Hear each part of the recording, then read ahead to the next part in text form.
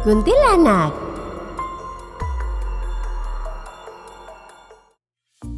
Halo semuanya, welcome to our channel Diva Misteri. Seneng banget bisa kembali nyapa kalian. Dan gue harap kalian semua sehat ya.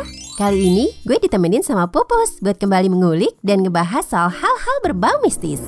Buat kalian yang suka sama pembahasan soal horor dan misteri, pastiin kalian gak skip-skip video ini. Buat teman-teman di rumah yang pengen berbagi pengalaman juga bisa banget kirim cerita kalian ke kami. Caranya gampang banget, tinggal kirim ke email di bawah ini nih. Yang ceritanya seru pasti bakal dibacain. Oke guys, di kesempatan kali ini gue pengen ngebahas salah satu hantu yang cukup terkenal di Indonesia. Bukan cuma di Indonesia sih, bahkan di Melayu. Apalagi kalau bukan kuntilanak. Sebelum kita mulai pembahasan, gue mau ngingetin kalian buat subscribe channel ini dulu. Dan jangan lupa klik tombol loncengnya biar kalian gak ketinggalan update video-video Diva Misteri. Subscribe kalian adalah semangat buat kami. Pastinya. Seperti yang gue bilang sebelumnya, kali ini gue sama Pupus bakal bahas soal kuntilanak. Kuntilanak sendiri adalah hantu yang ketenarannya sama sekali gak berkurang dari masa ke masa. Sosoknya yang digambarkan berbaju putih dan berambut panjang ini gak pernah gagal bikin orang segala usia ketakutan. Saking bekenya, kuntilanak sering banget dijadiin film guys. Seperti Kuntilanak Kamar Mayat, Paku Kuntilanak, Jeritan Kuntilanak, dan masih banyak lagi. Hantu kuntilanak sendiri ternyata punya legenda soal asal-usulnya guys. Dipercaya kalau hantu kuntilanak berasal dari perempuan hamil yang meninggal atau perempuan yang meninggal karena melahirkan, tapi anaknya belum sempat lahir. Kuntilanak juga punya nama lain, yaitu Pontianak atau Puntianak.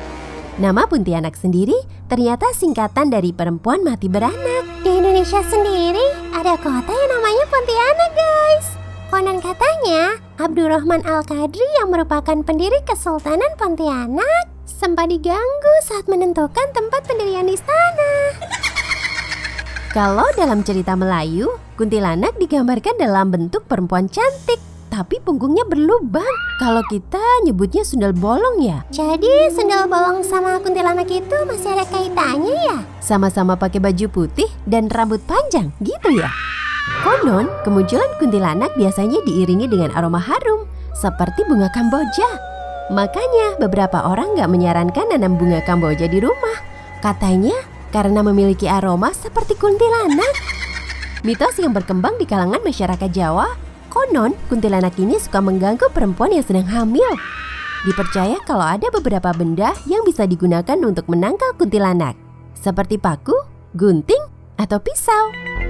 Tapi dalam kepercayaan agama Islam, Nasrani, dan Yahudi, kuntilanak ini adalah golongan jin yang suka mengganggu dan menakuti manusia dan mengaku-ngaku sebagai orang yang telah tiada.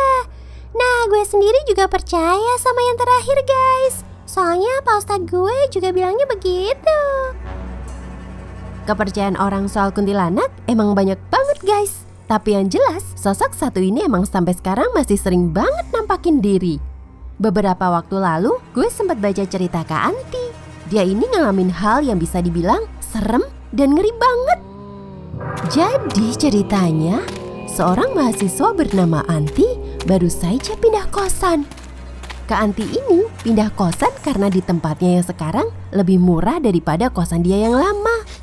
Ya memang kamarnya agak kecil, tapi masih lumayan nyaman buat ngerjain tugas kuliah. Apalagi selama pandemi, kuliah juga online mulu. Selama beberapa hari tinggal di kosan itu, Kak Anti gak ngerasa ada yang aneh nih.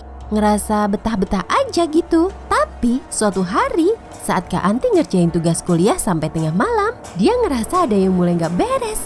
Soalnya tiba-tiba kedengeran suara jendela diketuk.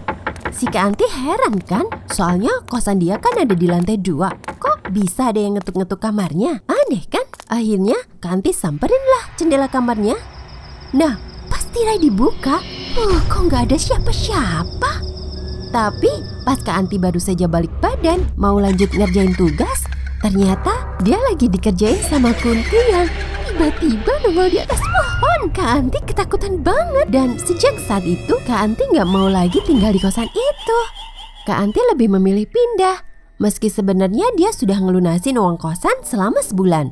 Awalnya, Kak Anti kira dengan pindah kosan, maka masalah bakal selesai. Ternyata enggak guys. Setelah pindah ke kosan yang lain, ternyata dia masih ngalamin hal serupa. Kak Anti terus-menerus lihat penampakan kuntilanak. Seolah kuntilanak itu emang sengaja ngikutin kemanapun dia pergi. Ya ampun, serem banget. Iya kan? Bahkan pas Kak Anti mutusin buat pindah ke apartemen, kuntilanak itu masih ngikut juga. Kejadian diikuti kuntilanak itu terjadi cukup lama, bahkan sampai bertahun-tahun. Sampai akhirnya Kak Anti ini pasrah banget, udah gak peduli lagi mau diikutin kayak apa juga. Udah bodo amat. Mungkin Kak Anti mikirnya selama dia nggak ganggu atau nyelakain, ya udah terserah lo aja deh. Iya, bisa jadi Pus. Tapi kalau gue mungkin gak bakal sanggup juga kalau sampai diikutin kuntilanak gitu. Ngeri gue. Lo penakut tapi demen banget bahas begituan. Ya kan seru Pus. Soalnya mau percaya gak percaya, yang namanya makhluk gaib itu memang nyata dan selalu ada di sekitar kita. Itulah kenapa kita selalu diajarkan buat berdoa tiap mau ngapain aja.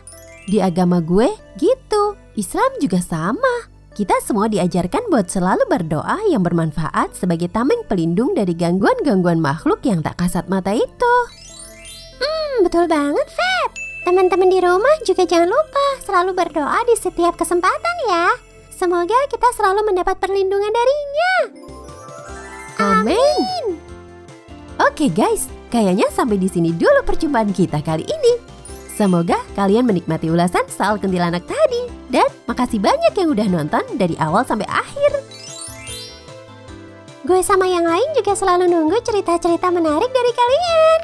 Langsung aja email ke divatheseries2015@gmail.com. Sampai jumpa.